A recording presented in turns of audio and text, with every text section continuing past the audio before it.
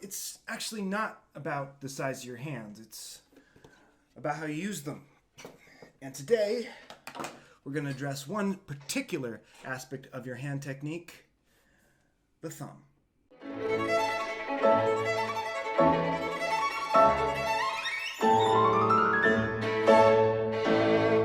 Now, when we first start out learning violin, our teachers normally give us typically one place to put our thumb. Generally, one place to put any of our fingers. Our first finger goes on the first tape, our second finger goes on the second tape, and so on and so forth until we finally discover that nasty little thing called positions. As you progress, however, just as your first, second, third, and fourth fingers find their own places all over the violin, you're going to discover that your thumb is going to have to become at least a lot more flexible if you want to navigate all of the different positions for your other fingers. However, this video is not going to be on how to develop your thumb flexibility. This is a much more basic educational video on the 3 different forms of thumb positions, how to do each one, why you would use each one, the advantages of each, and if you're a teacher, how to go about breaking each one down for your students. Number 1, the low side thumb or the basic position.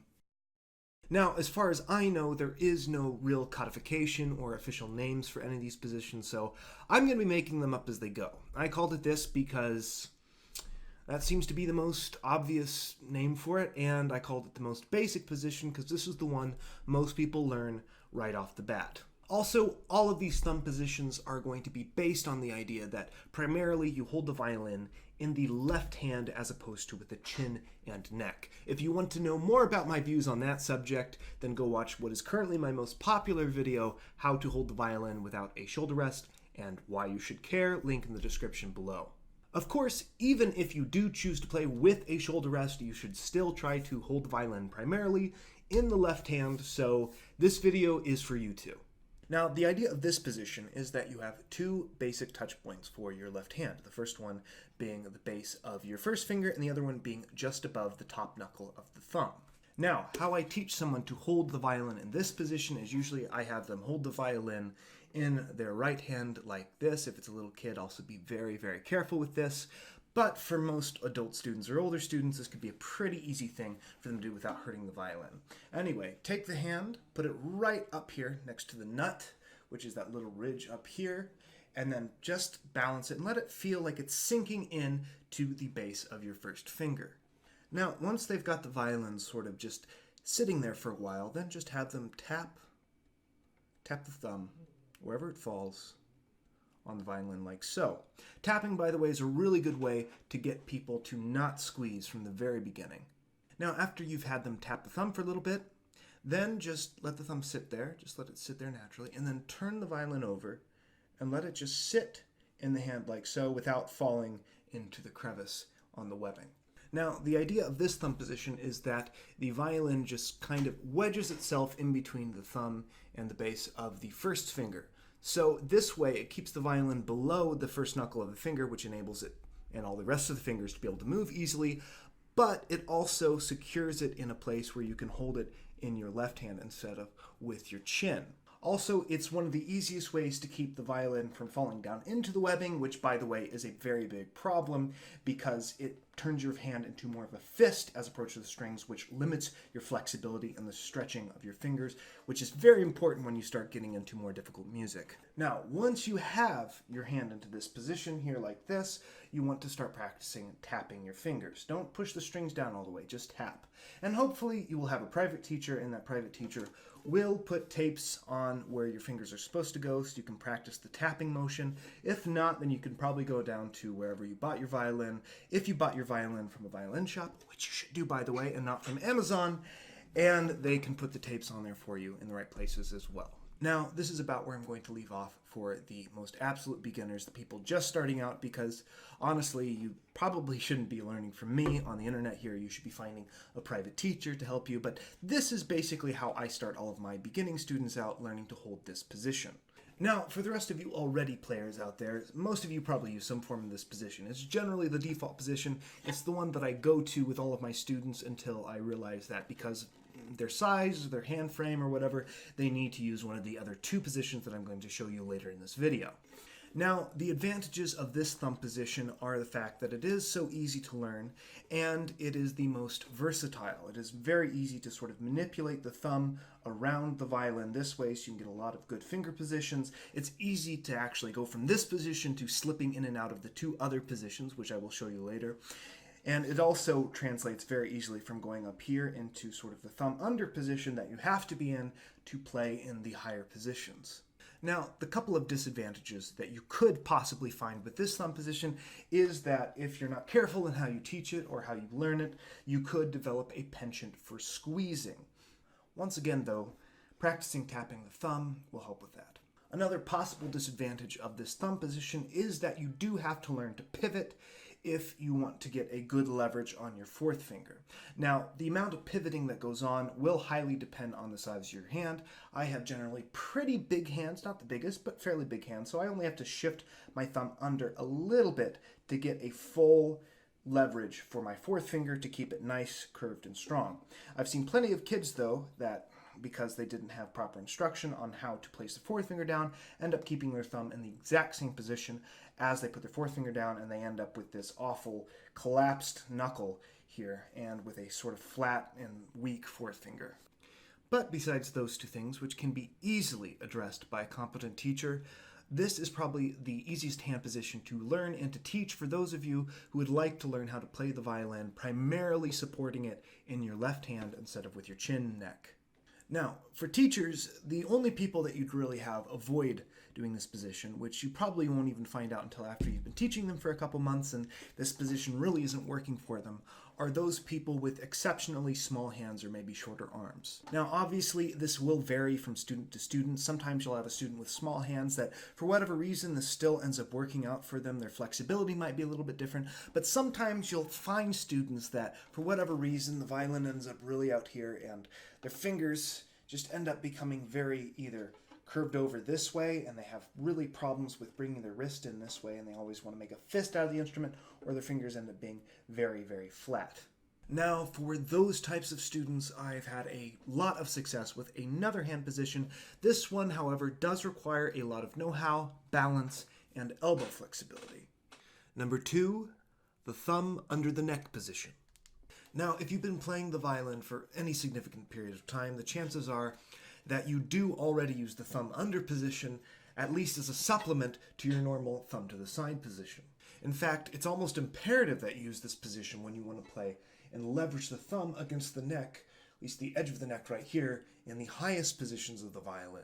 But having the pad of the thumb completely underneath the neck can have its advantages in even the first position as well, especially when wanting to get a lot of leverage to have a really strong, beautiful sound on your fourth finger. Of course, as I spoke of earlier, one of the things that you have to learn how to do if you're playing with the thumb to the side position where it kind of wedges itself into the hand right here is that you have to be able to pivot. And one of the ways you're able to pivot is sort of pivot the thumb underneath, and that's how I typically get to my fourth finger, because the fourth finger, out of all the fingers, needs the most counter leverage. Another advantage of playing with the thumb under position for violinists in general is that it is easier to get a wider vibrato that you might need for more passionate passages in music, or to play more on the pad of the finger.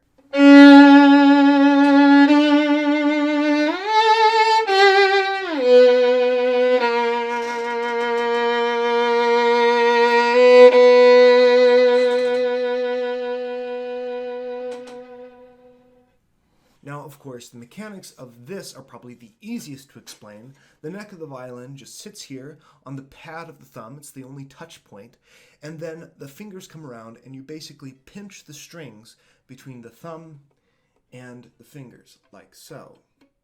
Now, for most violinists, this is a purely supplementary thumb position, myself included. It's very easy for me to shift from this basic thumb position to pivot to my thumb underneath if I need a little bit more power, if I need a little bit more strength for my fourth finger, or if I'm going to go into a higher position.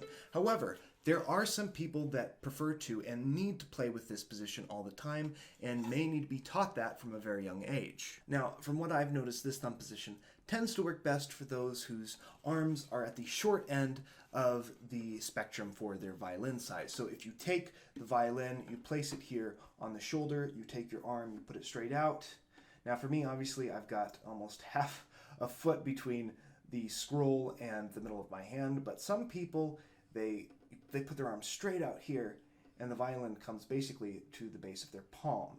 Now, that would be about the limit of their size. You wouldn't want them to go any really smaller violin than that. You definitely wouldn't want them to go bigger than that. But when they're playing, they're basically going to have their arms close to being out here in first position, as opposed to someone like me who has the arm at this very, very acute angle at first position. Now, for a lot of these people with shorter arms, they end up having some troubles keeping their wrist straight because their arm is stretched all the way out here. Their hand gets very, very tight. They either want to close in this way or go all the way out this way. It's very difficult for them to reach their fourth finger. So one of the best things you can do actually is to have them learn how to play completely with their thumb under, barring that they have a very flexible elbow.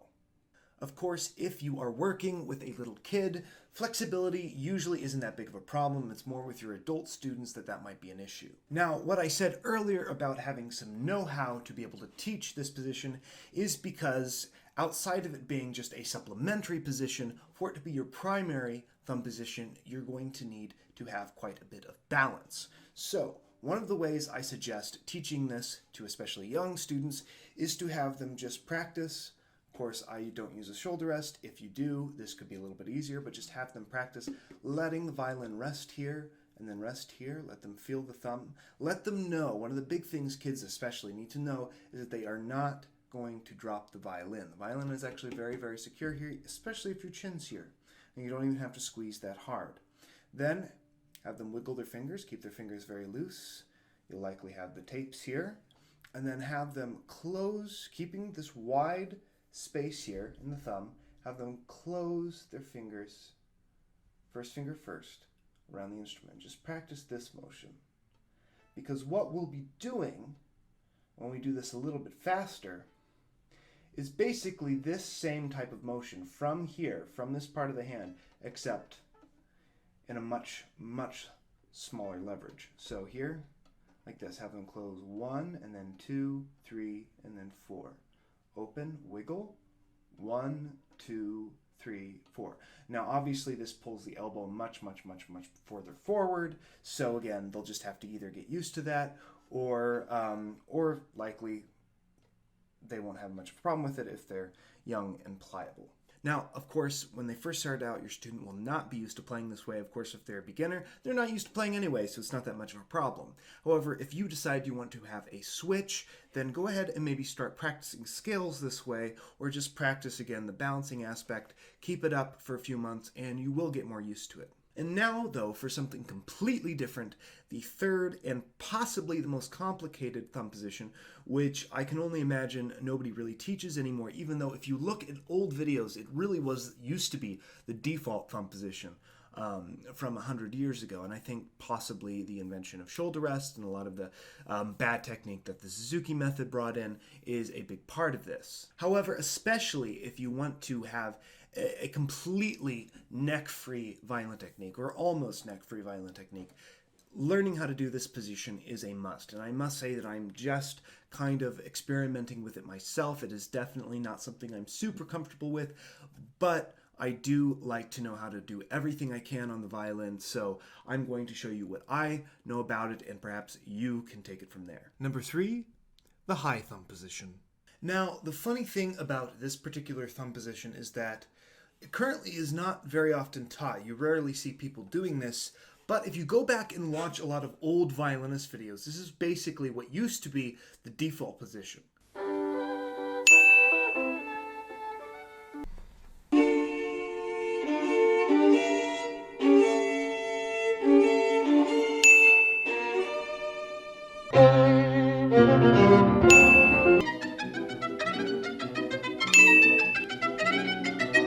Now, with the advent of things like shoulder rests and shoulder pads, and of course the ubiquity of the Suzuki method, which teaches you from the very start to hold the violin with your chin and neck instead of with your left hand, this hand position, this thumb position, seems to have fallen out of favor. I think a lot of that has to do with it's a lot more difficult to teach, as well as the fact that it is the most hand-dominant position. It is the position that most takes the neck out of the equation. Of course, as someone that is greatly keen on taking the neck out of the equation and putting most of the impetus of playing on the left hand, I am greatly interested in mastering this position, and so should you. Also, for you teachers out there, it is very, very important to have a grasp of all the different ways the thumb can be positioned on the violin, because depending on the size and shape of your student's hand, different students are going to acclimate better to different thumb positions. Now, most students are going to, use the basic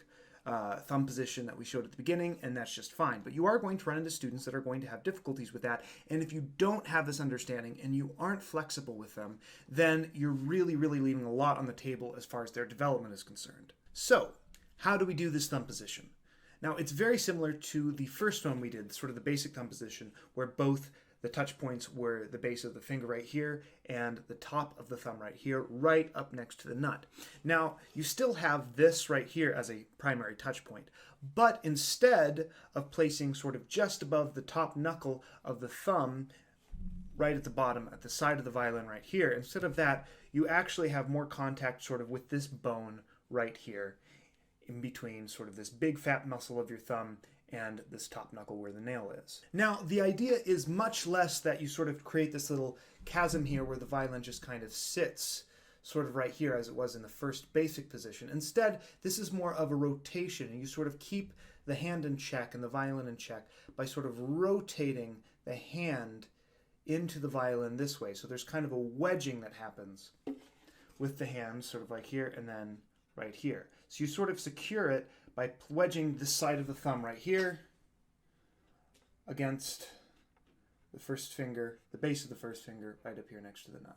Now what this does is make the main support of the violin this bone right here. So the fingers are basically working opposite that bone, and it's the most kind of just natural sort of closing motion that you would have in your hand like this. And this rotation basically just keeps the violin from falling into this crevice here, into the webbing here, which, by the way, some of these videos, it actually looks like, when I first tried this, I thought that that's what people were doing. I thought they were just letting the violin sit in the webbing. That is exactly not what you're supposed to do. Whatever you do, if the violin ends up just sitting in right here, you're going to have a really bad time. Do not do that. Always think of yourself as having sort of a rotation between here, and sort of support the violin like this.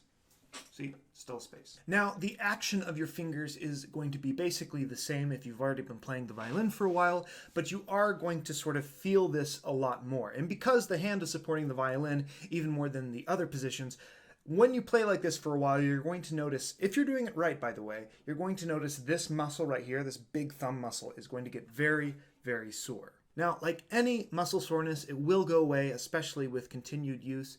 But I wanted to let you know that so you don't freak out and think you're doing something wrong, or think that this is dangerous, or think that you're hurting yourself. Now, let's go into how to practice this. You should start in first position, and just maybe with some basic like Sevchik exercises, just like open, 1, 2, 3, just stuff like that. And so what you're going to find is you're going to kind of place, here's the thing about this, the thumb actually comes up a little bit higher, it comes up more towards the middle of the hand, sort of between, for me at least, the first and the second finger. And the fingers get a lot more sort of downward motion, a little bit more curved than normal. So just hold the violin up like this. It's good if you try this with no shoulder rest. I often use actually a pad under my shirt. Whenever I practice this, I don't do anything because I want to feel this in my hand completely. So you can just leave it here. You can even take your chin off. Just hold the violin up. Make sure you've got that nice rotation there. And just practice doing this. Now, of course, in that last clip, you will have noticed that I only used my first 3 fingers. Obviously, that is where everyone starts. And the reason I didn't go ahead and use the 4th finger is because there's a special aspect to this thumb position. And if you watch closely at some of the older players, you will see this happening a lot, is that instead of, which is what I do whenever I play sort of in my default position, instead of sort of pivoting, which I talked about earlier, instead of having pivoting, so I can sort of pivot underneath to get to the 4th finger, the thumb then actually just slides around this way. So this is this is a really neat feature of this type of thumb position because when we sort of place the thumb around the pad, this is much stickier. This is meant to sort of grab onto things. That's what it's there for. But this skin right here is much, much, much, much slicker. So it's actually very easy to sort of move it around, and you can kind of move it up and down like this, depending on what finger you're playing. So sort of the higher finger that you go, the more you sort of move your thumb this way. So, and you can still get a nice curved fourth finger on that thumb position.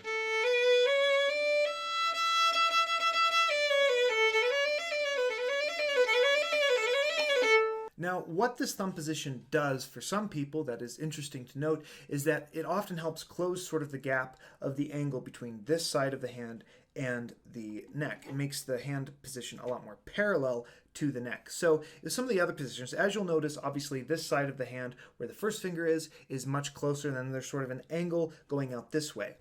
Some students, especially maybe those with shorter hands or maybe decreased flexibility for whatever reason, have trouble reaching for their fourth finger in some of the other thumb positions. What this does is it really helps them bring the hand a lot closer, this side of the hand a lot closer to the neck. So once they learn sort of how to manipulate their thumb around and learn sort of a new hand frame with this, that's what I'm learning, sort of the hand frame is slightly different.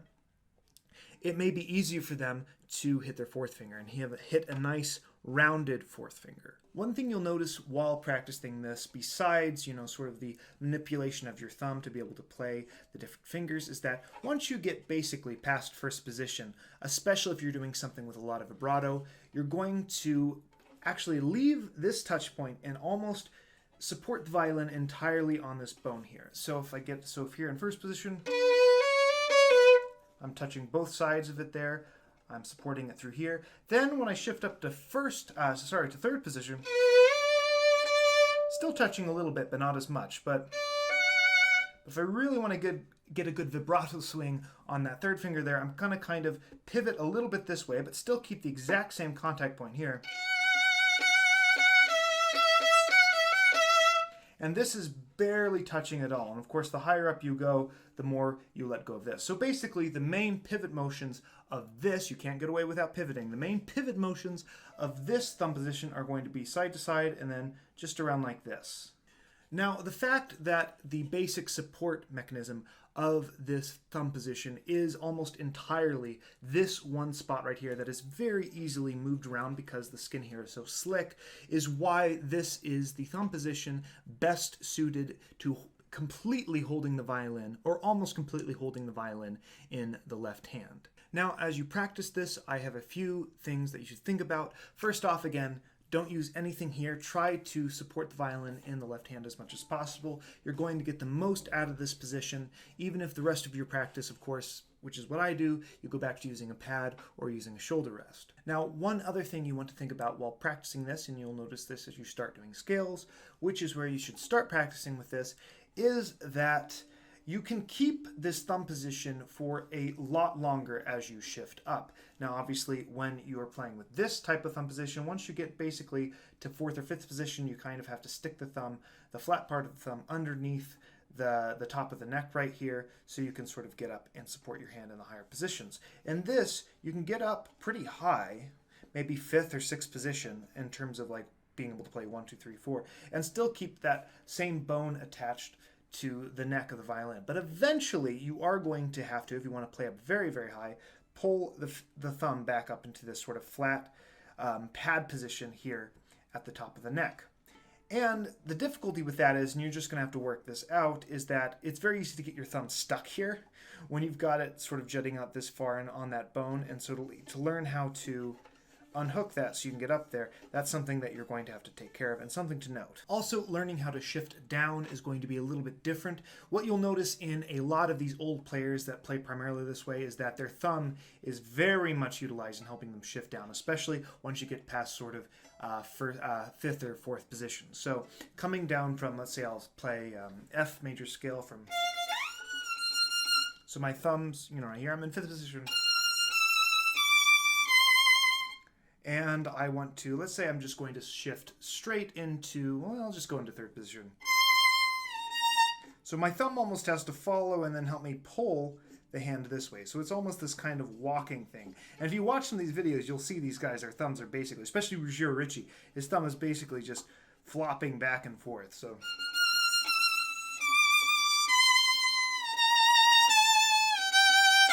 and I am using these slides for exaggeration. Obviously, you want to try to make your shifts as clean as possible. Now, that is basically it for that high thumb position and sort of how to do all the mechanics of that. You can go and practice it yourself and see how you like it.